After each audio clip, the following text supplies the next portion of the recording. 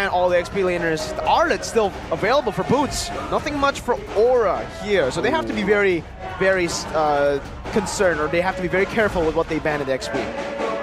Well, the fact that they have a great roaming player in Onic as well with a wide hero pool, that's what makes it so difficult for Coach St. DeLucas to try and crack, right, the code of Onic that's so multifaceted here. We'll have to see though. Are they going to ban an EXP again? Or are they going to actually limit the mid laners? Because those mages, like I was about to say, they don't really stand out like as a solo big main carry, but they make moments happen. So it seems like Aura are going for big ultimates here, so they want to make sure that Onic doesn't get their hands on any of that, especially Sans. What's left on the table? What's like the biggest ultimate you can think of out of mid lane and EXP lane position? Charizla? What else is there? Why do they ban Valentina? They're setting up for even bigger ultimates. My guess is maybe they want a Novaria pick. Yes. So Novaria and the Wild Charge, those are already two big ultimates. In XP, this is the question now. If they don't pick X-Borg last game, they have to pick X-Borg now, right? It's an Akai and an Arlet. If they go for even more tanky member, hey, don't do that, Kyrie. Don't give me hope of a Yi Sun Shin in the jungle. Way. Don't give me hope. No way. So like Akai roam. Don't give me hope, man. Just don't. We haven't Don't give seen me that hope. in ages. There's no way. Don't give me hope. It can't be. Surely. Are we gonna see Yi Sun Shin? Oh, The swap. the Bring it back throwback. to season 8. Kyrie will play mid. Now look at this guy, man. Ah, see, it gave me hope. It is a surprise. Come And on. then There they you pick go. away the X-Borg. Ah, just Aura. What do they go for now? And even the Lunox here for Sans. Wow. Now that's a bit concerning because Novaria, you can clear and you're supposed to avoid laning altogether. Lunox is almost the opposite. You can do a lot of damage right there.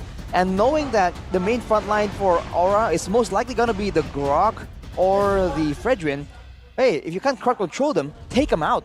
That is the best crowd control, and Lunox can provide that for a tank. So Ruby. I think so, yeah. I mean, the only one that makes sense, I guess. Like, you can punish the Arlet going in. Also, Lunox, a bit more close range compared to the other mid laner out there. So, a bit more prone to get picked off by the I'm offended. Well, it's almost like a full dive kind of angle here for Onic. They have a Bruno though, so you have to wonder right here if Aura, in the back of a aggressive G-Rock in the hands of Yaoi, can they turn this around by just targeting the marksman? Because later in the late game, of course, the Lunox can supplement some DPS with the Chaos Order, but, you know, they're still going to require this Bruno to really output some damage. And I think the job for Boots right now is going to, like, he's man-marking Kabuki in the first game, but later in the game, he's going to man-mark this G-Rock. He's gonna get him away from the Lord Pit, but we're going to see if that's gonna happen. Yaoi a chance for redemption against Keyboy. So far 3-0-3-1 for both of this guy. Game number 2 of Onic versus Aura is on the way in the Land of Dawn. A freeze at the start trying to delay the minion waves from crashing in to give them a bit of prio. But we'll see in this matchup, they have so much shred, man. Boots on the X-Borg and Sans on the Lunox. Yeah, I feel like Guggen's going to be having a very tough time here. He's going to be the main guy in the front, and he's also going to be taking all this chip and shred damage from the side of Onic. I feel like, you know, we'll see if I'm correct, but I feel like in that mid game, he's going to be having a terrible, terrible time. For sure, but he can play through those CCs though. But Kyrie, speaking of CC though, this guy is... We've seen a lot of miraculous plays by this guy on any hero, and Akai is one of them. 4-man pin in the bottom lane, still remember? Yeah. Kyrie. Yep. The signature of Kyrie. Red Tree battle there, and Kyrie actually wins it out over Gugun on that Fredrin. An early lead for the Akai. Also, items, Arashi. Arlet with the... the Keyboy with the signature, no boots, no roam boots, early. Yeah, he wants...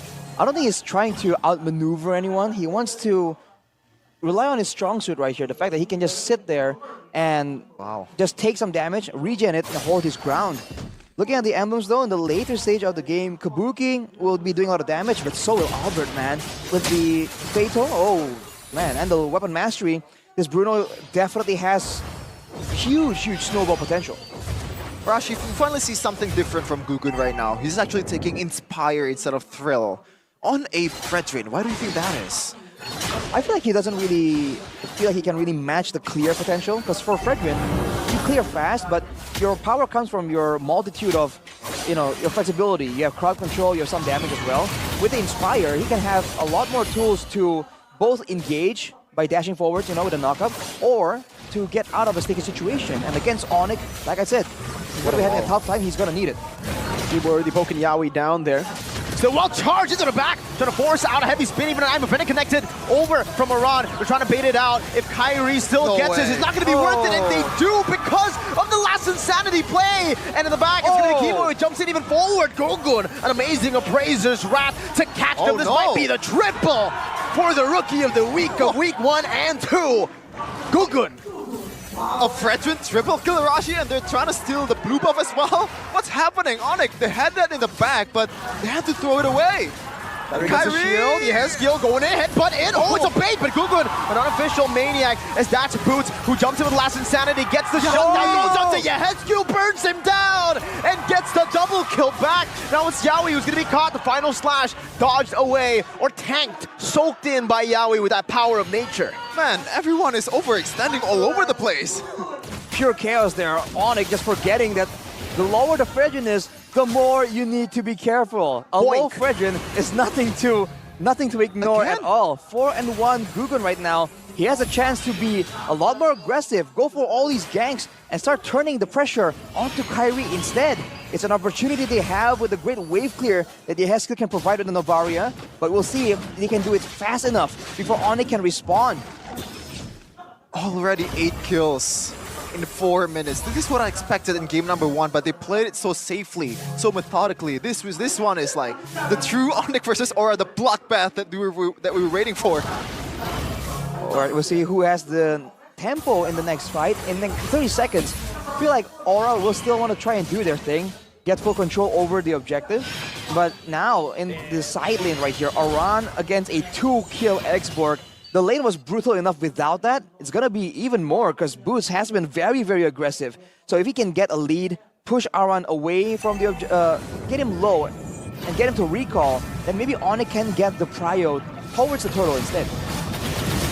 On the Astral Echo, mid-control, heavy prio for Onic in the mid lane. Gugun, though, comes forward, trying to go for a bit of damage. Kabuki in the bottom lane. Sans, Chaos Assault into the back, trying to deal more damage to Kabuki, but he's able to actually get out. Wow, Sans gets Chung Yaoi, 1 HP. Barely gets out, he has the wild charge. He wants to go for initiation before he dies, perhaps. Around in the back.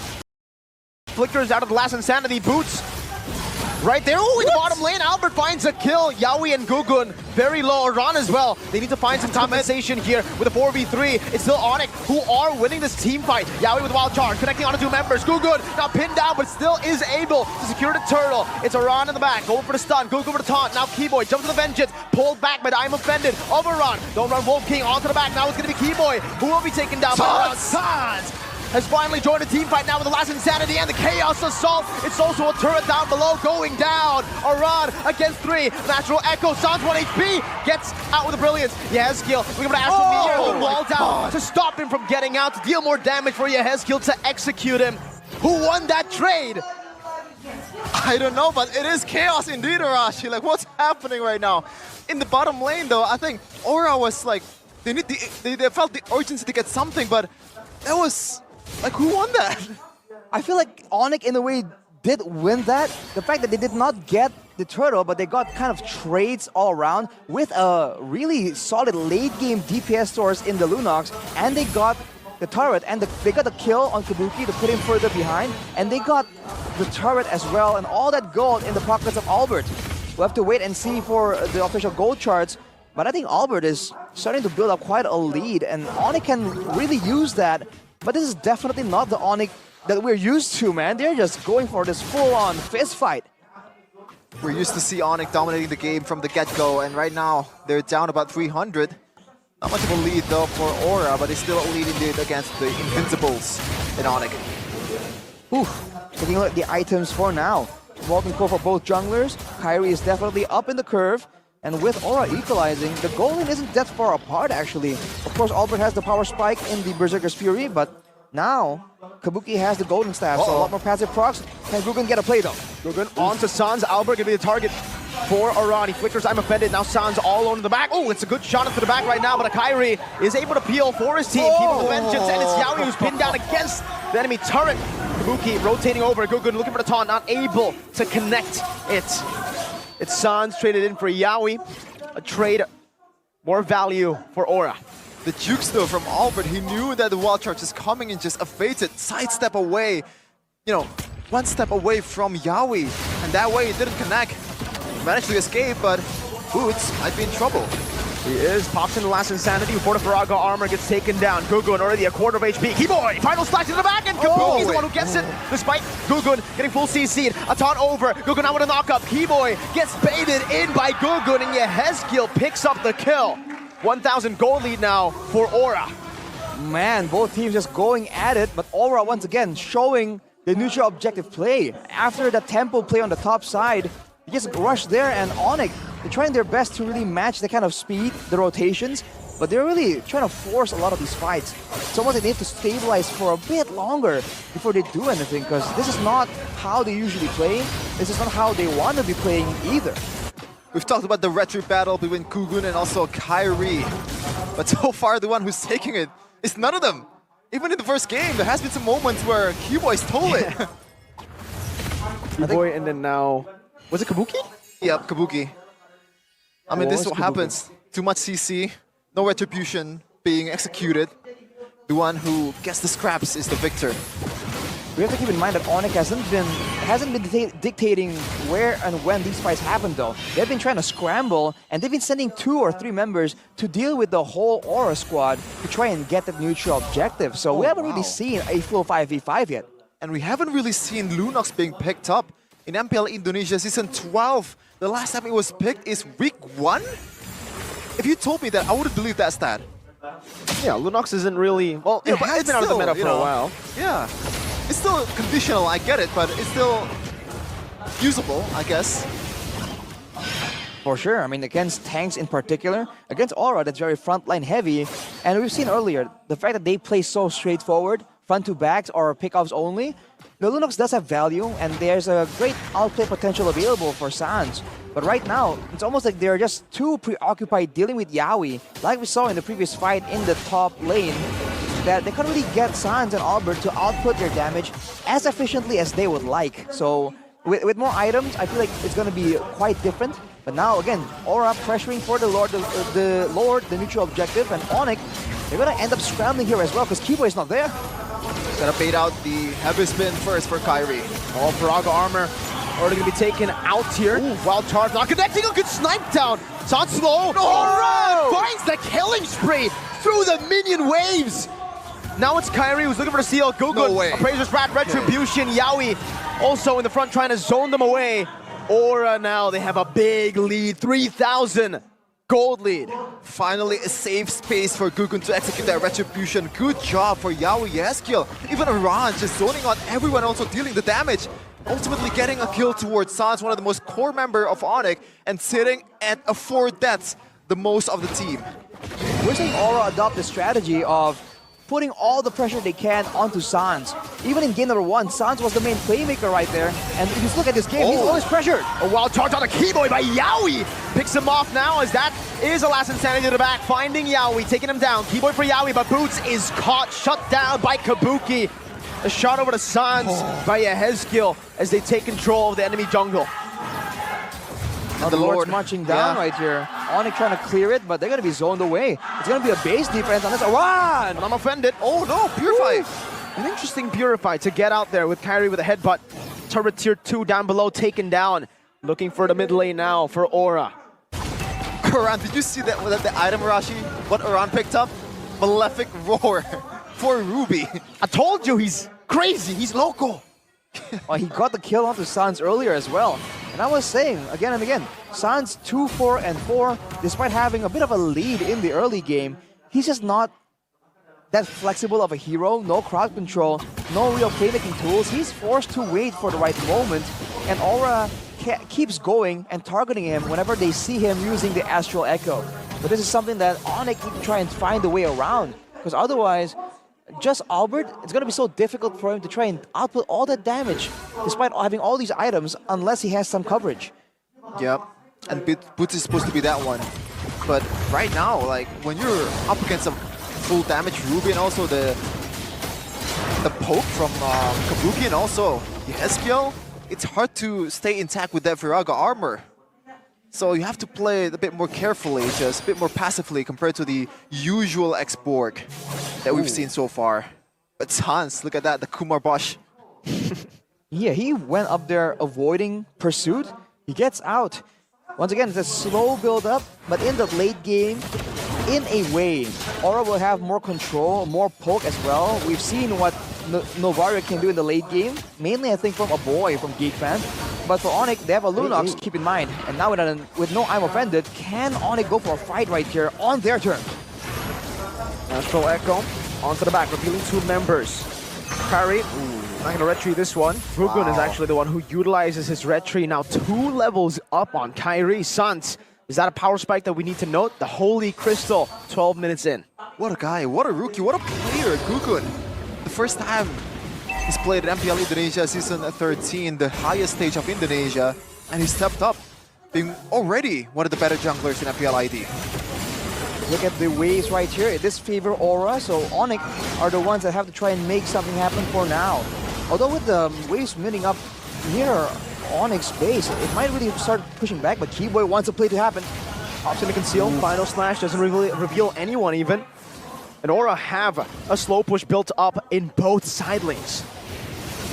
Everything's going right for Aura. They have the zoning. Meanwhile, Xiaoyi looking for something. Option to conceal, but Lord actually stops that play from happening. Keyboy, caught an I'm Offended, able to flicker out the safety. Meanwhile, Xiaoyi, 3-man set with a wild charge, out flickers out the safety. Meanwhile, the line, Gugun, Appraiser's Brad, now pinned down Sans, Chaos Assault. Kabuki's on a killing spree, now chasing down Albert. Gugun on the other side of the map right now, trying to survive with Impure Rage. He gets down the dash, 1 hit away, and Aran's chasing them down as well. Gugun's still 1 HP, not able to survive. Gugun, my goodness! What a guy once again with the play. Gugun, remember the name. Holy! Who is this man? He comes in and just shows Onic who is boss. And now with the control, Kyrie trying to go for a steal, but it's too risky. Albert's trying to lifesteal in the jungle, but might be too difficult with the Heskill having his eyes on the target. Gugun once again making the play happen. That's the pull down right now. Kyrie needs to use the heavy spin, but he doesn't even have it on cooldown. Around in the back now, shut down. Taken out. Gugun does the same thing to Kyrie though. Kabuki still has that ultimate that can get more damage. Keyboy looking for the steal. I don't think he can go for this. He gets barriered out, zoned away, and Aura 4,000 gold lead with an enhanced Lord in the 14th minute of the game. Just the oohs and the ahs from the crowd when Gugun made those play, man. Once again showing off against Kyrie. AI prediction presented by the Samsung Galaxy series now, showing that Aura, against everyone's expectations, has a close to 70% win victory rate against Onic. They have the Lord, they can try and make that work right now with Yeheskiel picking up the glowing one for more siege potential. But Onic do have damage, and if you look at the items, their carries, in particular Sans and Albert, are 1 item away from just equalizing it out. So Aura actually is still, in a way, fighting against the clock. A question before the Lord Arashi. Like, what's happening with Onic? Like, what went wrong? Is it the draft? Is it just the execution? I feel like it's a bit of execution, especially early on, and now it becomes augmented by the draft. So with the game going longer and longer, I feel like there's a chance for Onic to turn this around, especially if Aura gets impatient. The charge from the Lord in the mid lane. Albert and Sans. Wow. Amazing wave clear for the Lunox. Yep, they're able to deal with it very, very quick. Now onto the bottom lane, Albert goes. Yaoi, conceal. Power of nature, Boots. Last Insanity to zone them away, but he will lose his Faraga armor when he dives in. Gugun now with Immortality. Keyboy, final slash, not connecting. Once again, Albert already half HP. They're looking for a set. Aran has Flicker. Gugun has Flicker, but Aran does not have an I'm Offended. And Onic. It's still Onic. Very, very well. Very well is an underwhelming statement, Mirko. That defended like Fantastic. Yeah, couldn't go better, I guess. Like, this is perfect defense for Onic. Like, they're not giving up a single base turret, despite this is being leveled to Lord. I think Aura now will have to just wait it out. Maybe try and get Ezekiel to do the damage, but this is all they can do. They don't really have any chances to really brute force into the base due to the insane wave clear that Onic has. Now, Boots. And I'm offended this time with the Kyrie onto Boots as well. Conceal Keyboy. Wild charge by Yawi. Forcing a Purify. 3-man taunt into the final slash. Boots gonna be taken down as Yawi dives deep with immortality. Kyrie pinning down around. San very low. Taunted up. Good. Stabs him and takes him out. It's a 3-for-1 in favor of the Dragons. 3-for-1 for Aura there. Around to get it shredded immediately, but he has done what needs to be done. With 20 seconds left on the clock right here, can Aura force Onic to let go of their last remaining members? Keyboy and Albert, 2 against the world. Oh, they want to convert? See, the barrier. Almost took Albert to the wrong side of the wall. Keyboy flickering in front just to die with the immortality. Tries to zone the minions away. Now with the final stack, not connecting. Yawi finds a wild charge. There's no Purify, but there's a big bonk. And Kabuki goes for the base. 1-to-1 winning moment by Samsung Galaxy A555G. We have game 3. The fire has